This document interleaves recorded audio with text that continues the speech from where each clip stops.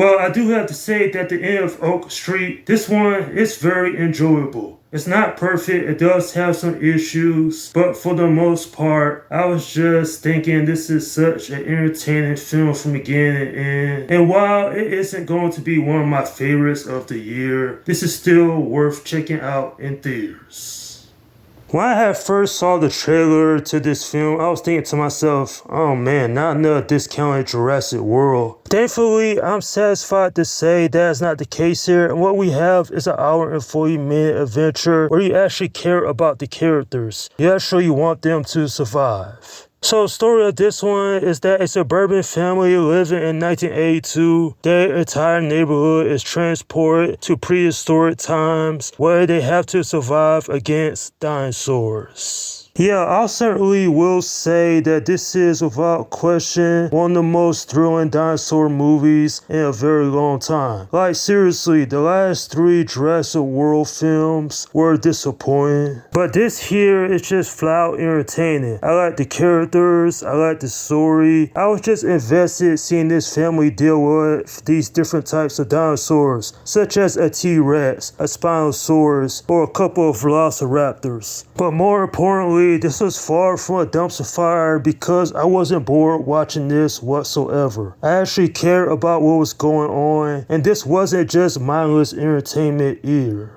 One of the interesting things about this movie is that you actually care about these characters and not boring. Anne Hathaway does such a good job playing Denise, knowing that she and her husband Greg are dealing with marital issues. And so when they get teleported back during the prehistoric times with all the dinosaurs, they have to work together in order to try to survive. Edwin McGregor did such a good job playing the character Greg. Yeah, he has a whole lot of interesting moments with his character. Macy Stella and Christian Conroy did such a good job as well, playing both Audrey and Brian respectively. I like how they do bicker with each other in this film, but they still love each other. So seeing this family dealing with all the dinosaurs, it does lead to a lot of interesting moments throughout the narrative. Sure, in the beginning, it doesn't have as much dinosaurs, but later on, once it gets into that second act, it really picks up and doesn't let off until the end credits. And while it's not a scientific reason why they get teleported, I'm glad that actually didn't get into that. Just seeing this family dealing with all these dinosaurs, that was enough entertainment for me. I like the music, I like the visuals of the dinosaurs. There's even one part in this film that I was completely shocked and surprised. I was like, I can't believe they put that in a PG-13 movie. I don't know if they're going to turn this into a franchise. I would like to see one because there's so many interesting concepts with a premise like that. At the end of the day, while this won't be one of the best films of the summer, there certainly is enough here to keep it from being a dumpster fire in my opinion.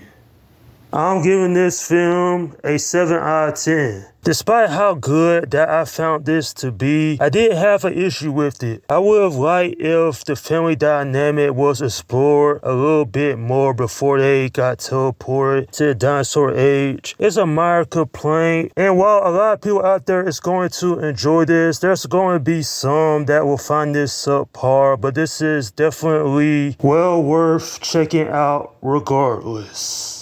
And that's my review of The End of Oak Street. Alright, leave your comments down below in the section and let me know what you think about this movie. Also, don't forget to hit the subscribe and like button. Okay, this is Slim Guy 172 saying peace out.